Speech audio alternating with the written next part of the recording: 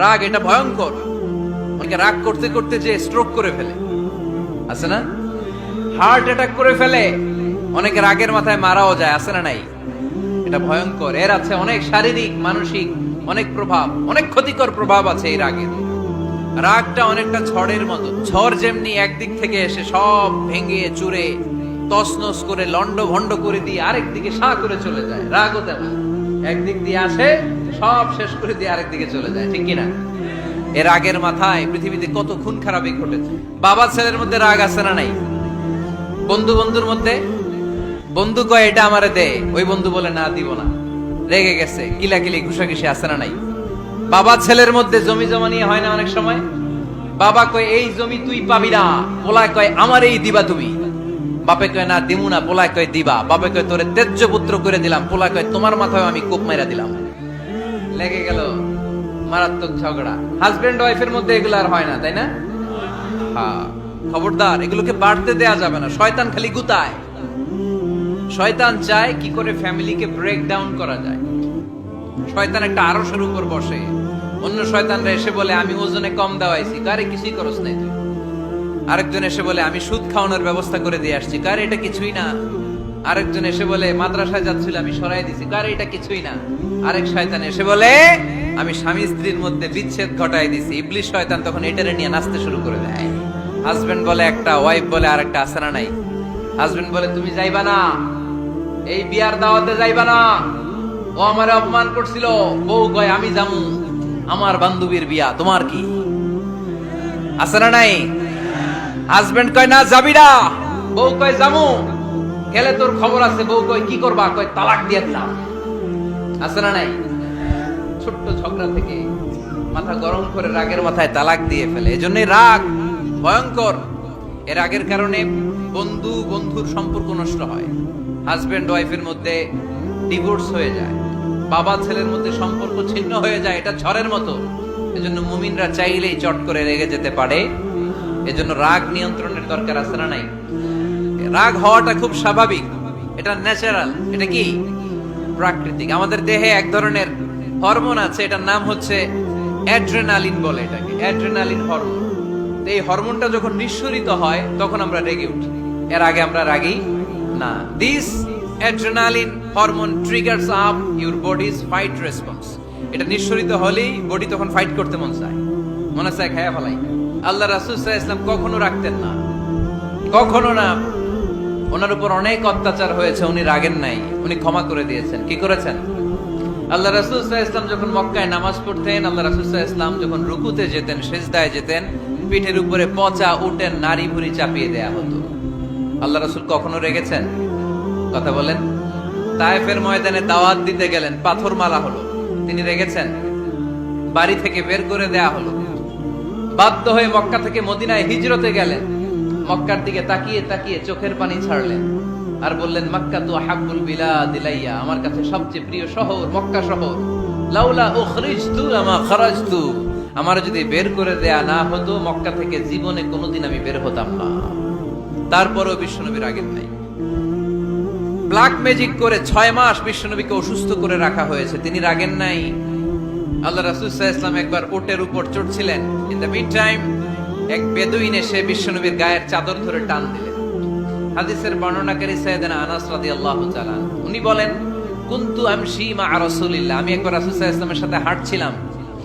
ওয়া আলাইহি বুরদুন নাজরানি গলিদুল হাশিয়া, আর রাসূল সাল্লাল্লাহু আলাইহি ওয়াসাল্লামের গায়ে ছিল চাদর।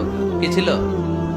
আপনারা আজকে চাদর গায়ে দিয়ে আসছেন? কেউ আসছেন? অনেকে। এই যে আমরা চাদর গায়ে দেই, আমাদের চাদরের এই পাশে মাঝে মাঝে কিছু ডিজাইন করা থাকে না? নাজরান দেশ থেকে নিয়ে আসা বিশ্বনবীর ওই চাদরের এইখানে খসখসে ডিজাইন ছিল।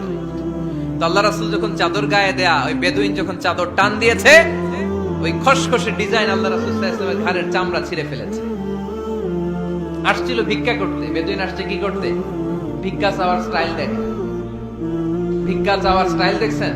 আল্লাহ রাসূল সাল্লাল্লাহু আলাইহি ওয়াসাল্লামের চাদর ধরে এমন টান মেরেছে, ওই খসখসে চাদরের দাগ বিষ্ণু ইসলাম ঘাড়ের মধ্যে বসে ঘাড়ের চামড়া ছিঁড়ে গিয়েছে।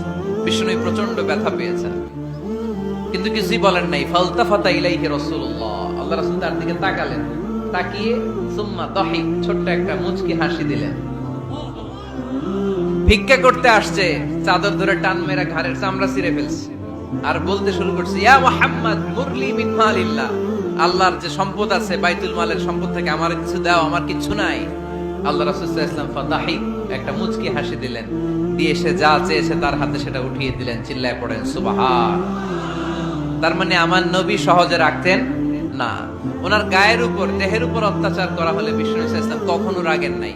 মারা হয়েছে, পাথর মেরে রক্তাক্ত করা হয়েছে, পিটানো হয়েছে, আল্লাহ রাসূল সাল্লাল্লাহু আলাইহি ওয়াসাল্লাম কখনো রাগেন নাই।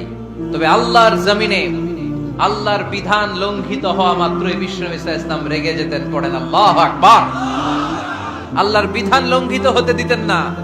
যেই লোকটা নামাজ পড়া অবস্থায় ওটের পচা নারী বুড়ি চাপিয়ে দিলে রাগেন না, যাকে পাথর মারা হলে রাগেন না, চাদর ধরে টেনে গায়ের চামড়া ছিঁড়ে ফেললে রাগেন না, ওই ব্যক্তিটা আল্লাহর জমিনে আল্লাহর আইনের বিরুদ্ধে কথা বললে রেগে যেতেন। কারণ এটা আল্লাহর আইন, আল্লাহর আইনে সবাই সমান। এখানে উঁচু নিচু, there is no difference between black and white, between upper and lower, between the richer section of the society and poorer section of the society, between the prime minister, between the member of the parliament and the factory worker, rickshaw puller. Everyone is totally equal, 100% equal in the eyes of Quran and Islam. চিল্লায় বলেন ঠিক কি না? আল্লাহর চোখে সবাই সমান। ওইখানে প্রধানমন্ত্রী নাই, ওইখানে প্রেসিডেন্ট নাই, ওইখানে এমপি নাই, ওইখানে রিকশাওয়ালা আর প্রধানমন্ত্রী আর প্রেসিডেন্ট এক কাতারে দাঁড়িয়ে আল্লাহর সেজদা দেয়। চিল্লায় বলেন ঠিক কি না? নিজেকে আক্রমণ করা হলে রাখতেন না, কিন্তু আল্লাহর জমিনে আল্লাহর বিধান লঙ্ঘিত হলে আল্লাহ রাসূল রেগে যেতেন। মদিনাতে এক মেয়ে চুরিতে ধরা পড়ল। চুরি করলে কি করতে হয়? আস-সারিকু ওয়াস-সারিকাতু ফাকতাউ আইদিয়াহুমা। বাংলাদেশে হাত কাটে। If anyone steal something precious, the government, the authority should cut down his right hand. আইনটা কার? বাংলাদেশে এরকম চোর আছে না নাই? দেশের টাকা পাচার করে আছে না নাই? হাজার হাজার টাকা কুচি কুচি করে বগুড়ার এক পানির মধ্যে, খালের মধ্যে দেখলাম। আহা, জনগণ খেতে পায় না আর মানুষ টাকা কুচি করে জঙ্গলে ফেলে দিয়ে আস। এগুলো কত বড় ডাকাত! একটা চোর, ওকে ধরে যদি হাত কেটে টেলিভিশনে প্রচার করে দেয়া হতো, 17 কোটি মানুষ যদি দেখতো, এদেশে আর চোর খুঁজে পাওয়া যেত? কোন মখজুমিয়া গোত্রের এক নারী চুরিতে ধরা পড়ল। সাহাবীরা যে বললে, ইয়া রাসূলুল্লাহ, অনেক বংশীয় মেয়ে, আপনি হাত কেটে দিয়েন না, মাফ করে দেন। আল্লাহ রাসূল সাল্লাল্লাহু আলাইহি ওয়াসাল্লামের চেহারাটা আগুনের গোলার মতো লাল হয়ে গেল, রেগে গেলেন। আল্লাহ রাসূল বললেন, এত বড় সাহস পেলে কোত্থেকে? এটা আল্লাহর আইন। চিল্লায় বলো, কার আইন? লাউ কানাত ফাতিমাতু বিনতি মুহাম্মদ সারাকাত লাকাতা মুহাম্মাদুন ইয়াদাহা। আরে বানু মাখজুমিয়া গোত্রের মেয়ে তো দূরের কথা, আমার কলিজার টুকরা ফাতেমাও যদি চুরিতে ধরা পড়তো, আমি ফাতেমার ডান হাত কেটে দিতে 1 সেকেন্ডও দেরি করতাম না। কারণ বিধানটা কার? এত মাইট দেয়া হলো বিশ্বনবীকে, এত অত্যাচার করা হলো, তিনি রেগে যেতেন না। কিন্তু আল্লাহর জমিনে আল্লাহর বিধান লঙ্ঘিত হলে তিনি রেগে যেতেন, ঠিক কিনা?